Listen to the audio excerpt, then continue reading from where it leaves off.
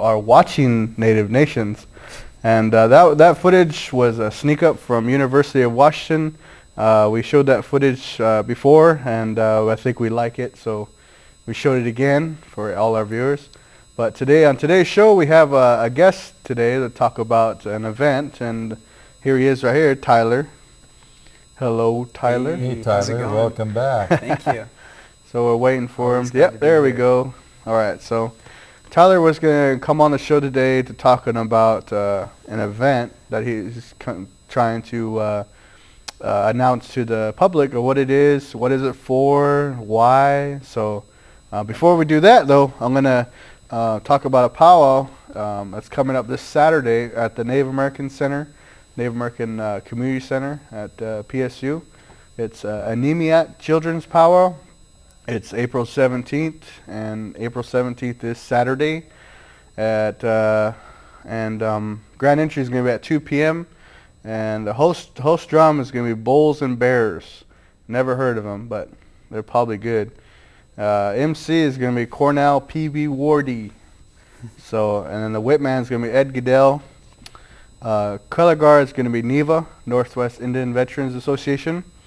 And any information any information that you need to contact for vending, for last minute vending, you can call Renee at 503-875-3635, and they can see how much vending they got, and that will be it for the powwow we got for Saturday. And one more quick announcement. John Trudell is coming to Portland. He'll be here this weekend for the Hemp is Earth Medicine Tour. It's a benefit for the Oregon Cannabis Tax Act petition. John Trudell and Bad Dog, which night I'm not exactly sure, but you can get information from cannabistaxact.org. The events start the 16th, tomorrow night, and run through the 24th. Jim Page, I'm not sure if that's Jimmy Page. Jim Page will be there. State of Jefferson, Tim Pate, and Jim Mathiasen. So that's a benefit for the Oregon Cannabis Tax Act. And all the viewers that don't know who this person is, this is Dave Liberty here. This guy shows up and sometimes... Yeah, I'm the help, one of the help in the place, so welcome to Native Nations. But to get this rolling, Tyler here has some information for you, and he would like to talk about that right now. So Tyler, what is happening? Well, basically, we are doing this big event happening between Washington State University, Mount Hood Community College, and Portland State University. The event's called Law and Disorder, Freedom of Speech Now, Free All Political Prisoners. It will be happening at Washington State University from 12 to 2 on April 21st, and then 4 to 7 o'clock at Mount Hood Community College. And then the next day, the 23rd, we will have events at all three campuses. Portland State University will be having another political prisoners event. Washington State will be having another one, and then Mount Hood Community College is going to be having a forum on police brutality and alternatives to the police. And then the next day, on the 23rd, Portland State will also be having an event on police accountability and alternatives to the police. Basically, the event will include all of the events on the first days. We'll be having political prisoners from a variety of different social movements. We're bringing out Dino Butler, president at Incident of Ogallala's American Indian Movement member, as I'm sure you guys all know, Washington State University, and we're also trying to bring this same person out to Mount Hood Community College, and that is Leonard Peltier's son. So he'll be talking about Leonard's case. And then we're also bringing out Shanti O'Malley Olston, member of the Black Liberation Army, Black Panther Party, Kent Ford, founder of the Black Panther Party here in Portland, Jeff Freelures, environmental eco-defense, former political prisoner who was recently released. So we're having many, many more speakers as well, people from Portland Animal Defense League, Mike Crenshaw, trying to get Noko on the Medicine for the People. He's a indigenous Hawaiian guy who has a band, and they play around different places for free, basically, and spread a word of social justice. So they're great too. So free food, free music at all events, and it should be a lot of fun. The 21st? 21st at Mount Hood Community Community College. In this neighborhood, yes. That's going to be 4 to 7 p.m. And then there's all those other events. You can check out northweststudentcoalition.net or cascadiaconvergencenetwork.net for a detailed itinerary on the times and locations of each event. Good. Yep. I just want to mention real quick that the footage that was shown, that we're showing for the show, it was James Greeley's footage. I just want to make sure I get that out before, don't want to be hearing or getting a letter in the mail or something. Right. A lawyer showing up on my door. Yeah, they'll sue you. Yeah. Watch out. Well, sorry. Is there anything else you'd like to mention about why this is important for the community? Yeah, for sure. We're combining these events with all of these amazing people from the different backgrounds of being involved with like political imprisonment, and then the next day having these panels on community alternatives to policing is it's all kind of tying into the recent waves of police brutality and killings. In the past this year alone, the police in Oregon have killed three individuals, and all the other controversy of these road rage incidents with the president of the police union and an officer who was involved with the death of James Chassie in 2006, also having a road rage incident where he unholstered his pistol and intimidated a community member while driving down the road. It all ties into all these issues that we all face, and like with all these different social movements, like AIM and like Leonard's case, COINTELPRO was all the stuff that went on with that in the American Indian movement and state repression of all different sorts of people, and it's happening like right here in Portland still today. We're still in the same struggle. We're all in it together. So just trying to get the word out about the history. Like people are all thinking about police brutality right now, and it's going to be great to show people like the true extent of the issue that we face as a society. Yeah, that's good. Is that all you have to say? Is that all you got? I could talk a lot more about it, but I only got 10 minutes, so I guess I'll leave it at that. You're already late for class, right? Yeah. Shame on All right. Well, that was. If there's nothing else, then we will go to one of our videos, and we'll have our next guest up.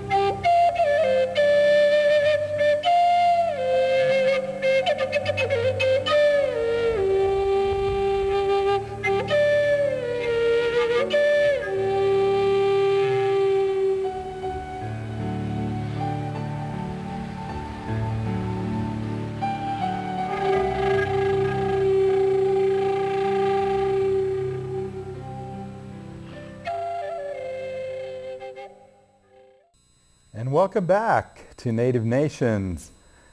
I'm David Liberty, your host, and I'm surrounded by the Yakima Nation this evening. We have our guests, the Lewises, commissioners to the Columbia River Intertribal Fish Commission. We have Gerald on my far right and Virgil next to me. And we're very fortunate to have Paul Lumley, the executive director of the Columbia River Intertribal Fish Commission. Right there, Paul in the suit. And we want to talk about the Intertribal Fish Commission, some of the treaty rights that relate to that, and then some of the current events that are important to the Commission right now, in particular the sea lion issue. But let's start out with you, Paul. I want to go to the director because give us a little history about the Intertribal Fish Commission and what tribes are involved and how it operates, briefly. Sure. If you could. And my co-hosts here might want to join in too, but sure. The four tribes that are members of the Columbia River Intertribal Fish Commission are Yakima, Umatilla, Warm Springs, and Nez Perce. We all have treaties that were signed with the federal government in 1855 with common language, which is to we reserve the fishing right at all usual and accustomed fishing places. Mm-hmm. We were formed in 1977 after several very contentious court battles and struggles on the Columbia River for our rights to have access to the fish and to exercise our treaty reserve fishing right. Since 1977, the Commission has evolved numerous times. In the beginning, it was to go to court and fight for our fishing seasons. And over time, we found that it wasn't just going after fair fishing seasons in the lower Columbia River, but we had to look at the salmon's entire life cycle. And so the Commission has reorganized several times and now has evolved to a staff of close to 90. We have about 70 in the Portland headquarters, and we have a Hood River office, which is our enforcement division. That's located in Hood River, and then we have a lab in Idaho, Hagerman Lab. And I've been the director now for about 9 months. Before I went out to Washington, D.C. and did some other work, I worked at the Fish Commission for 17 years, so I've been around since quite a while, since 1987. And our two commissioners, Virgil, how long have you been a commissioner with the Fish Commission? Well, this is my second tour of being a commissioner. I was on I'm also a member of the Tribal Council, Yakima Nation Tribal Council. Uh-huh. To be a commissioner for Yakima Nation, we currently have to be a Tribal Council member. Right. So we have 4 Tribal Council members that are represented on the Yakima Nation Fish, Wildlife, Law and Order Committee. Mm-hmm. My brother and I are 2 members of the commission. We currently have 2 other members who are back home on the reservation. Mm-hmm. We serve at least 2 years because our council changes every 2 years with reorganization. There's a good chance that we will stay on the Fish, Wildlife, Law and Order Committee for at least 4 years. Mm-hmm. And Gerald, how long have you been with as a commissioner with CRITFIC? I've, just like my brother, I've just started. I was newly elected into Tribal Council in January, the latter part of January, so I just took office here in January, and I came on board as a commissioner immediately thereafter when we reorganized our Tribal Council, and I became on the Fish and Wildlife Law and Order Committee, as my brother had stated, and so we've attended now, what is it, 3 commission meetings, 2 here in Portland and 1 in Canada at Warm Springs. And could one of you talk about the mission of the organization, just so our viewers will know? The mission of the Columbia River Intertribal Fish Commission is to protect and help rebuild the salmon runs on the Columbia River.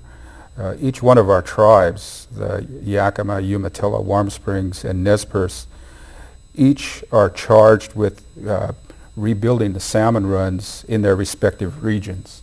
We have very successful fish supplementation programs, if you will, that help rebuild the salmon.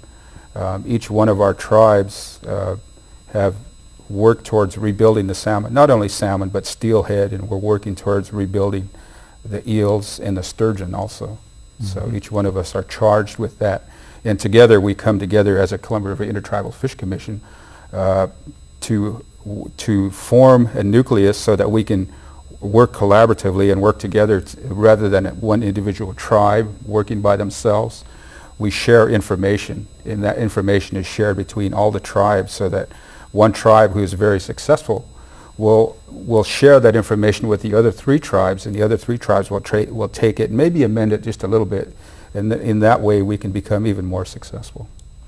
Yes, and the tribes involved in management at a federal level has been a result of the commission, right? Yes. Paul? Thanks. The tribes have the only salmon restoration plan right now that looks at the salmon's entire life cycle and sets clearly defined goals and objectives, numerical goals and objectives for restoration. The plan is called Waikonispi-Wakishwit, which stands for Spirit of the Salmon. And when the commission was formed in 1977, it was to ensure a unified voice in the overall management of the fishery resource. That's our mission statement. And it's just the 4 tribes. Are there any other tribes nearby or that have similar treaty rights that can also work with the commission? Can we answer that one? No? I can answer that one if you want. Yeah. Okay. The CRITFIC member tribes, Yakima, Umatilla, Warm Springs, and Nez Perce, are the only tribes that have the same kind of treaty right language, which is to fish and hunt at all usual in the custom fishing places. Yeah. There's 2 other tribes in the Columbia River Basin that have treaties, the Salish and Kootenai in Montana, although they don't have any anadromous fish in that area. The Shoshone-Bannock tribe has a treaty also. Their right is to hunt, and they interpret that to be fishing. There are many other tribes in the Columbia River Basin. There are 14 in total. Some have executive orders recognized through that whole Bureau of Indian Affairs process. Some so long ago, even before BIA was formed. For example, Cowlitz is just a newly recognized tribe in that process. There are also some other tribes who have interests in the Columbia River Basin who are recognized through a congressional process. Well, we should mention the Wanapum people, for instance, who have never been federally recognized, but they're involved in the fishery, and the local agencies recognize them as existing. So, yeah, the Wanapum have managed to maintain their culture despite great odds. You know, one of the impacts that we're more aware of today on the fishery is the sea lion issue. And there's been a lot of talk around town, and I know that they've started a sea lion defense brigade here in the Portland area that is fighting against euthanizing the sea lions. And we've discussed this on our show before, since I was on the hazing crew several times over the last few years. I got to know a lot of sea lions closely and learn about what they do, and I do a great sea lion call. And tell us a little bit about how that has sort of evolved. It didn't seem like it was an issue 10 years ago, but now it's a real big deal. Let me throw that out to you guys. Who wants to talk about the sea lions? Gerald? This issue, I know it has grown. It has really grown. Yeah. When they first arrived, there was only a few, and it seems like every year it seems to grow and grow more in population, and not only in population but in size, because one of the first ones was actually a small one. It's like only 500 pounds in size, but as the years went along, he actually grew to a very big size, up to 1,500 pounds, I believe. Just a month. Yeah. And he brought all his friends with Yeah. him too when he came back. Yeah, and it's true, they're part of the ecosystem, but at the same time, they are decimating some of the fish that our tribe looks to, that we're trying to help rebuild, and they're also taking out some of the fish that are listed, and so it's become a problem as far as we can see. And I'm sure that Paul has comments on this also. Yeah, and what are some of the actions we're taking, for instance? Before I get to that, I just want to point out also that the sea lions are not new to the Columbia River. There are observations way back when Celilo Falls was still around that sea lions went all the way up to Celilo Falls. But because the system now is so different, you have these dams that create sort of a bottleneck for the fish. The sea lions have figured it out. They just like being right in front of a fish ladder. It's like a banquet's been laid out for them, and so they figured it out, and it's a problem because of that. But, excuse me, Paul, historically, had they come upriver, they were probably hunted by the locals because the bones show up in the archaeological record with the other food remains. So we know that they were eating sea lions up there, and so it's likely if they saw one, they went after it. And that might have helped to keep the population down back in the day. But now we can't hunt them. So they have free reign. Virgil might have some comments on that. Well, you know, I've heard stories about the sea lions that used to come up to Celilo, and the elders' stories that I've heard was that when the sea lions became a problem in the fishery at Celilo, the elders would make sure that that sea lion was targeted for removal, much like today. If they knew that that animal became a problem, then the hunters would focus on that sea lion, and they would take that sea lion out rather than allowing it to continue to eat the salmon and the steelhead. You know, in 2001, sea lions were just starting to show up at Bonneville Dam, and talking with NIMS, NOAA Fisheries, we mentioned to them that sea lions are showing up at Bonneville Dam, and they're going to become a problem. Well, the following year, we mentioned it to them again. The head of NOAA Fisheries at that time, in 2002, they said, yes, we're aware of the problem. And then in 2003, we mentioned it again, and they said, we're trying to do something about it. But it took them a long time to actually implement action. And one of the problems associated with sea lions is that they do not discriminate. They'll take whatever fish they can get. And one thing to keep in mind is when they take the female salmon out, that female could have swam upriver and deposited eggs and returned small ones back into the system. We don't know how many females are actually taken out of the system. So you're having a double impact by having the sea lions and targeting the sea lions. I was down at Bonneville Dam just a couple days ago, and we have Yakima fishers that are fishing down there.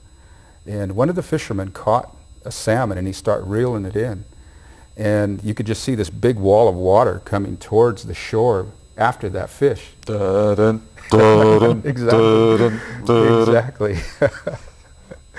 But he was able to get the fish before the sea lion got it. But I've heard fishermen tell me that these animals are so smart that if you don't tend your fish, when they catch the fish and they tie it on a rope and they lay it right next to shore. If you don't watch your fish, these sea lions will come right in there, take that whole string of fish away from the fishermen.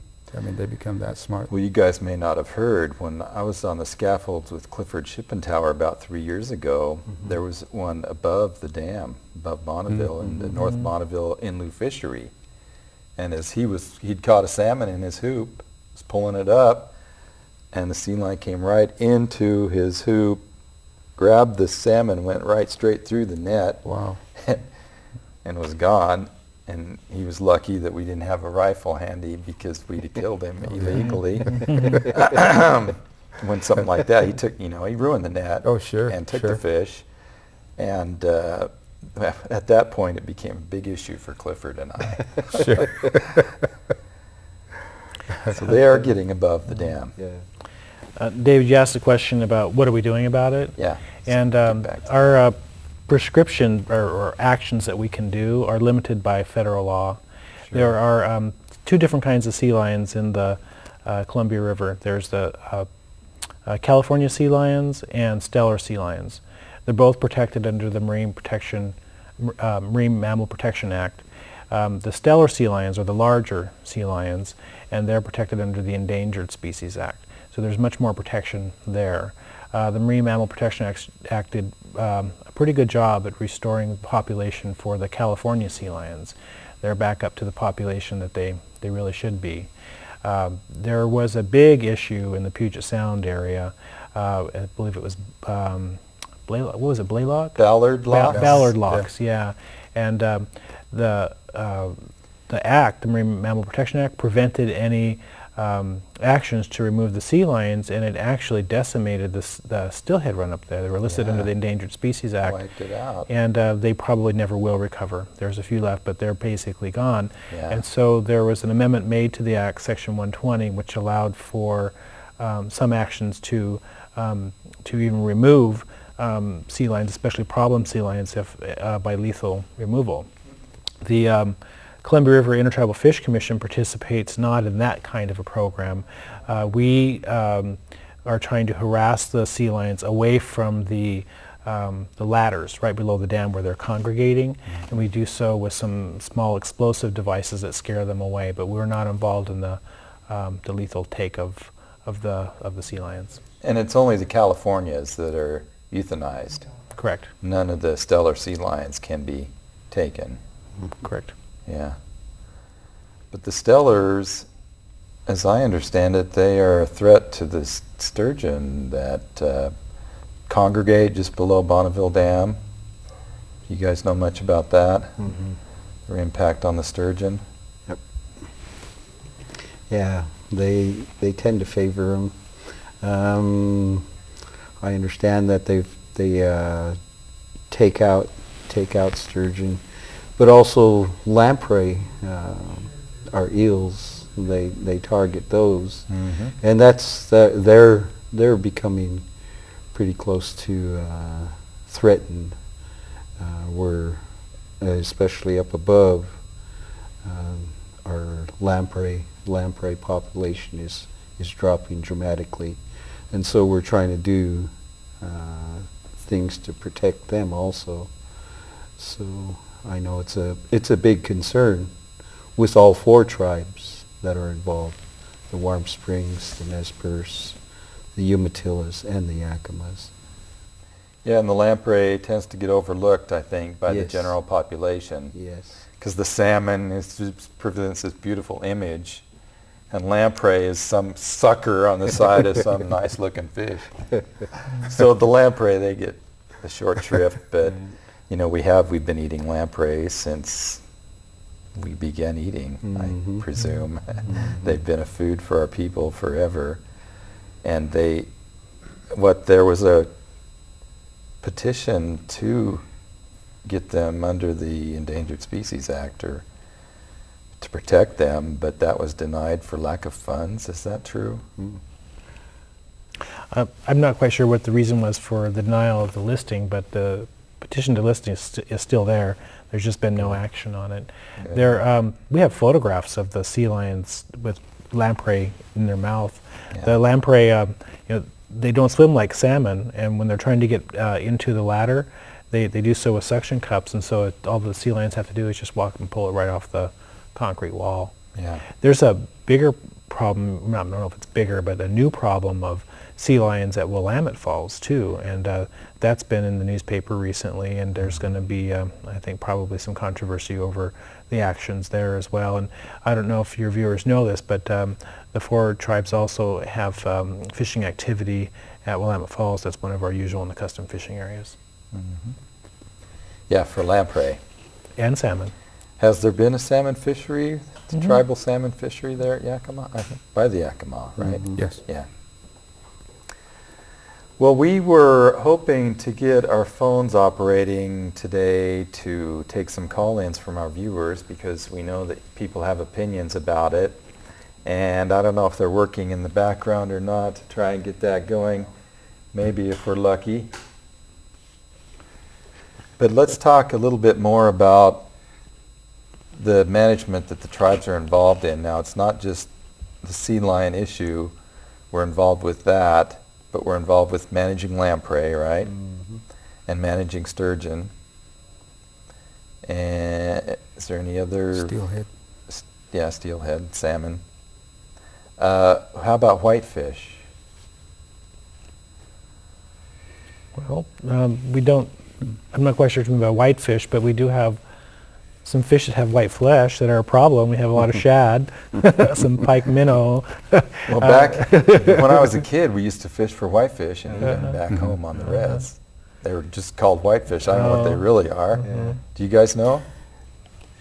They're more like the whitefish are more like a resident fish.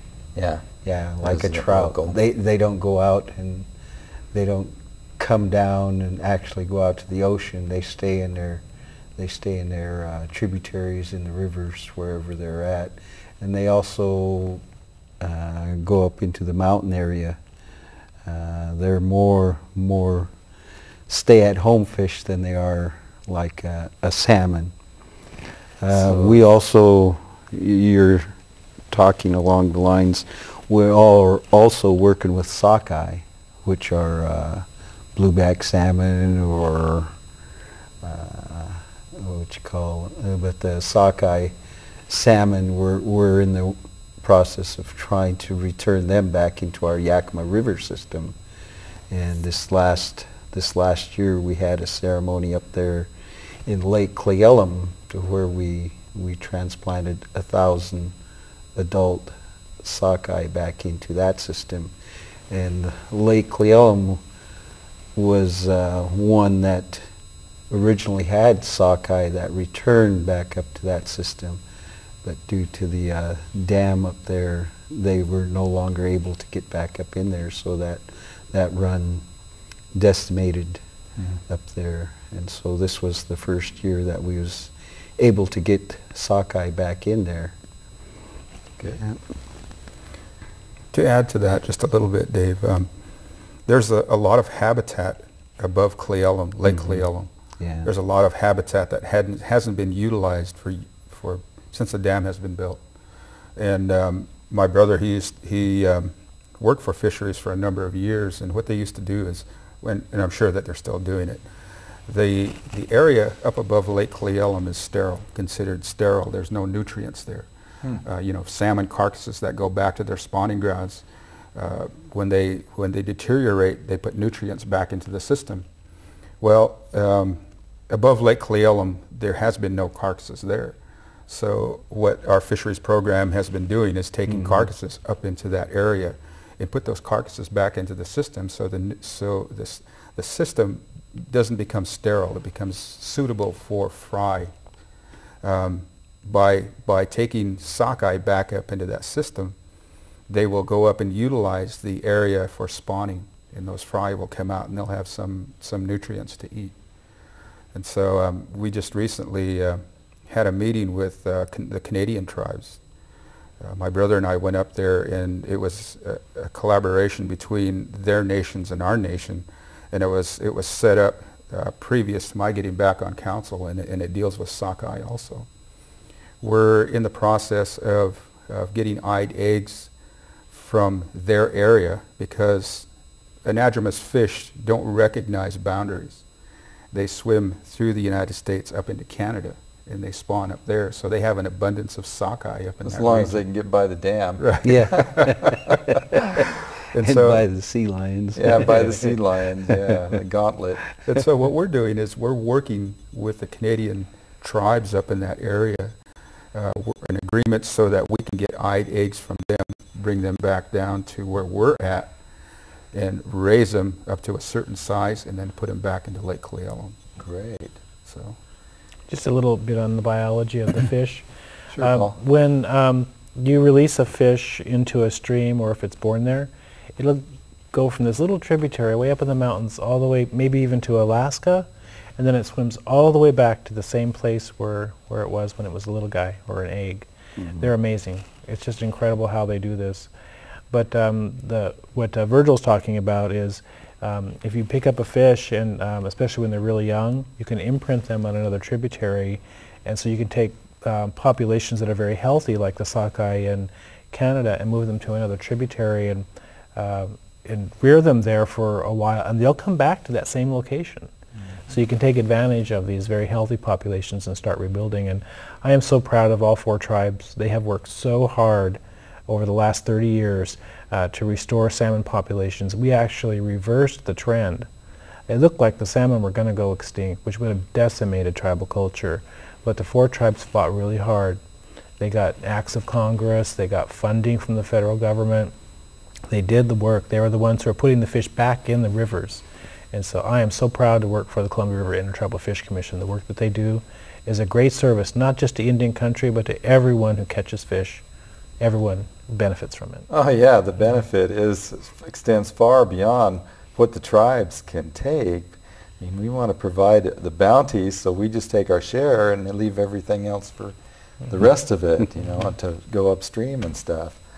So it is a source of pride for me, Paul, to be a tribal member and know that we're acting on behalf of our beliefs. You know, our water is so valuable to us, and our salmon are one of the first foods of the year. So it's almost, we almost feel a worship or an awe of the salmon. And that's why it's so important to us, not just as a food, but to maintain the past, maintain the future. And the sea lions are, their struggle right now that we've got that is real controversial. People are camped up on the river now and claim to be watching out for the sea lions, or and I guess they are. They're watching out. When I was there, they didn't see what was going on necessarily. But what do you guys? What can we tell these people that want to save the sea lion and have no sense? There's no need to kill them, is what they're saying. How do you guys feel about these people? I think one of the we're not against the sea lions for what they do, because that's why they're there, because that's their food, and they've found exactly where the easiest place to get these food items. I'm sure that if we were in the same boat, if we knew where there was where we could catch fish, that would be a great You'd place. set your hoop right in front of the fish ladder. There. Come on. Yeah. And so they're no dummies. I mean, they're smart. They're smart animals. And so once one found out where they could come to get fish, he passed the word, and they were all right there. And as far as euthanizing some of them, it is a hard thing. I truly believe that what they had done as far as trucking them back down, they would actually almost beat the people back that barged them back down. They would return, and when they would take them and put them in zoos or wherever, that too is a big problem. I believe they weren't made to be a caged animal. Like a prison sentence. Yeah. So it is a hard thing. It's a difficult problem. Yeah, Paul? The tribes, when we go fishing, we have agreements that we reached with the states and the federal government, and our harvest goes up and down depending on how many fish are coming back into the Columbia River.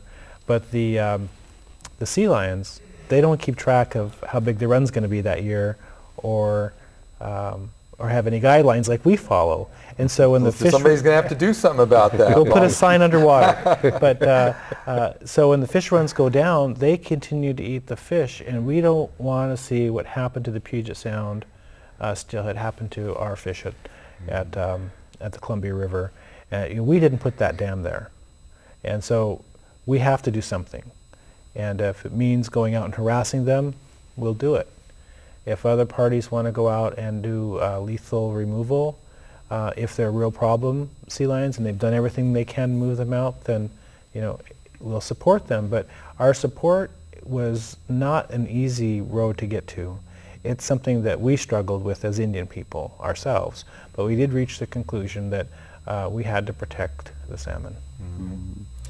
And the people that can't see this, I mean, they want to save the sea lions at any cost. And how can we get across to these people that, you know, we need to do something? We can't just let them all live and continue to feed here at will. You know, Dave, about 3 years ago, I come down to Bonneville and I brought my family down to see the sea lions because I knew they were there. I have a 12-year-old daughter, and we talked about euthanizing these animals, and she got mad at me because she doesn't understand. But you know, she's a real animal lover. My 12-year-old daughter. Yeah. We had a meeting with the hazing group, and one of the suggestions that was made was, when you capture one of these animals, why don't you, take some blood out of the animal, put it in a bag, go out into the system and disperse that blood into the river, the system itself.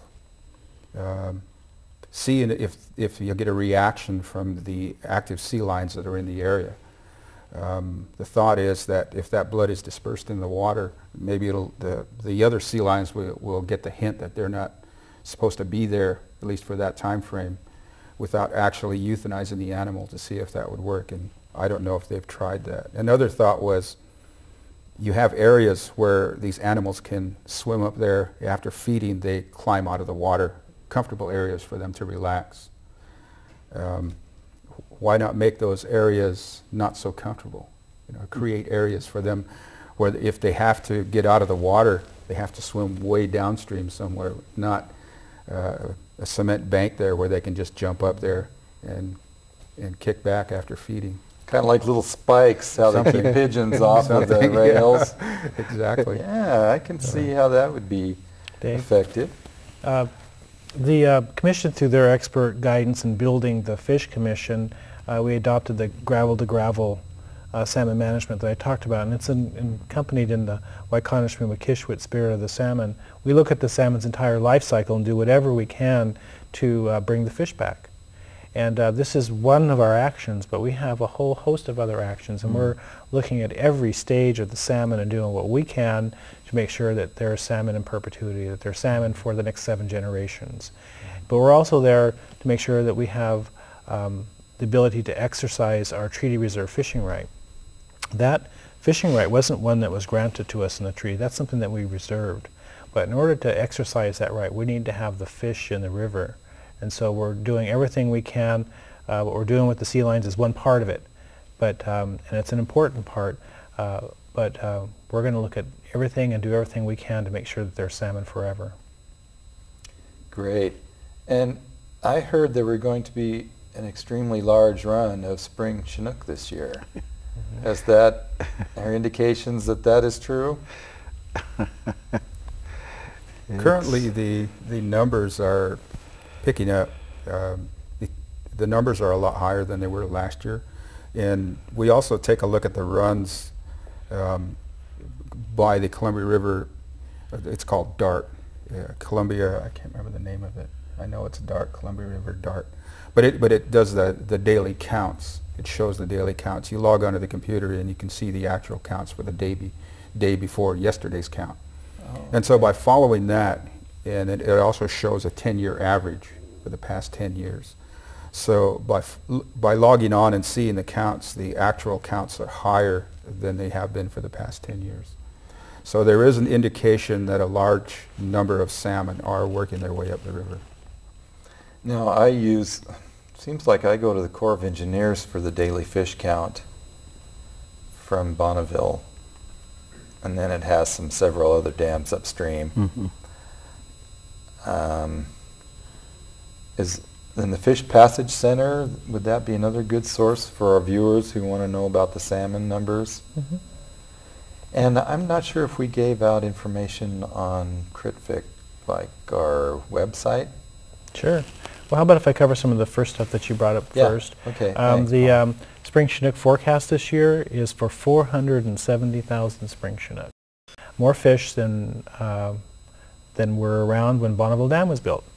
So that's a success story.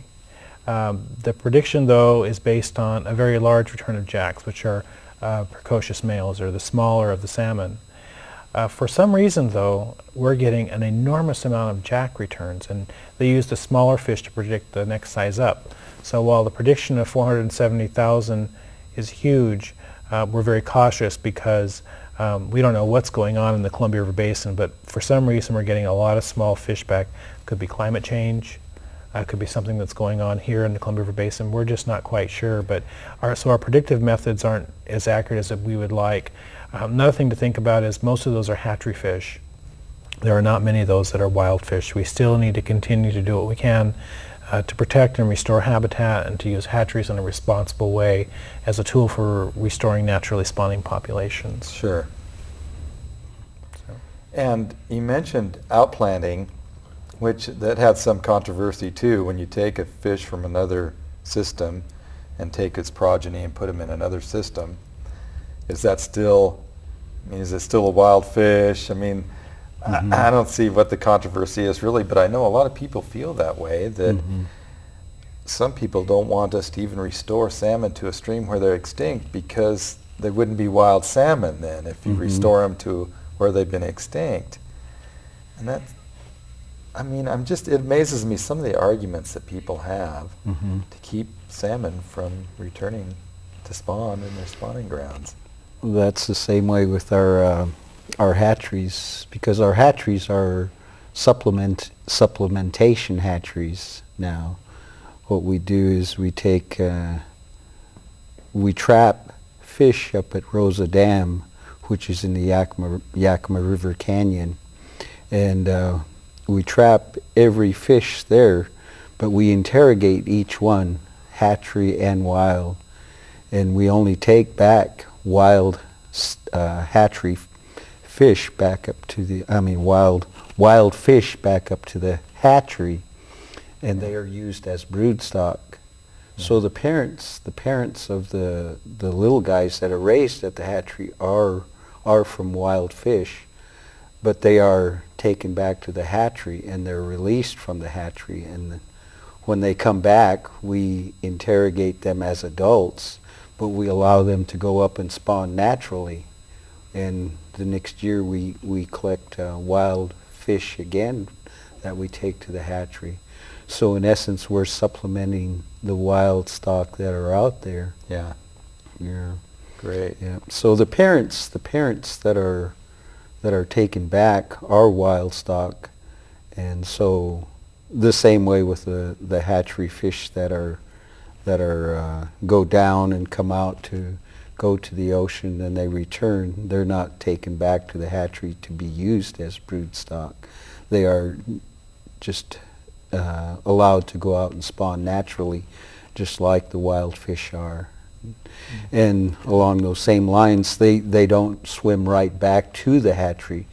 We have acclimation sites. There are 3 acclimation sites up there, and we want these adults to return to those acclimation sites and spawn out there, rather than return right back to the hatchery as a normal hatchery would have, and swim into a collection pond. Can I say something about hatchery fish? Sure. Not all hatchery fish are the same. Some are biologically appropriate for outplanting, some are not, for various reasons. They might be from another tributary entirely or of the wrong species. But hatchery fish spend probably 95% of their time in the wild. Yeah. So you've got farmed fish out there that are raised in a farm for human consumption. Those to me seem more like the really bad fish. Yeah, those are the domesticates. Yeah, there's all kinds of problems with farmed fish. Don't eat farmed fish. Yeah. Viewers, don't eat farmed fish. Definitely not. In fact, the reason why salmon have pink color is because they swim in the ocean and they eat plankton and turns their flesh pink. In order to make a farmed salmon have that same color, you can pick up paint chips like they show them to you. Color. Pick your color. I'm not kidding you. Whatever And you then they wanna put it do. in the food, and that's how you color the fish. Yeah. They feed it canola oil to give it the oil. So farm-raised fish are not good for your, probably not as good for your body as the wild fish would be. In fact, I know that's the case. And they're certainly bad for the local area where they're being raised. Creates a lot of pollution. Deoxygenates the water right below the pens from all the feces. So what the tribes are trying to do is to use hatcheries, biologically appropriate fish, to outplant in areas where there's suitable habitat, to use that as a way to rebuild salmon. We have some wonderful success stories out there. In fact, the Nez Perce tribe, we were involved in a lawsuit. Our fishery was being shut down on the Columbia River because there weren't enough Snake River fall chinook coming back, which were just listed under the Endangered Species Act, and we went to court. And in the settlement of that case, we were able to use Snake River fall chinook for outplanting. We went from 75 fish to 14,000. Wow. Well, the Umatilla River was absent Chinook of any type, wasn't it, at one time? And they brought back a great return of Chinook salmon to the Umatilla River. So there is a lot of success stories that the Intertribal Fish Commission has been involved with. So for more information about CritFic, you can go to critfc.org and get information off the internet. And thanks a lot for coming here, Gerald, our last minute guest. Thank you very much for coming on tonight. Paul, thanks for agreeing to come. I appreciate your contribution. And Virgil, nice to meet you. Thank you, Dave. Thanks for Thanks coming for by. having us. And thanks for watching Native Nations. We'll be back the third Thursday of March, April, May. So thanks for watching. And do we have any music to go out on? I don't think so. We couldn't get a singer for tonight. So who's it going to be?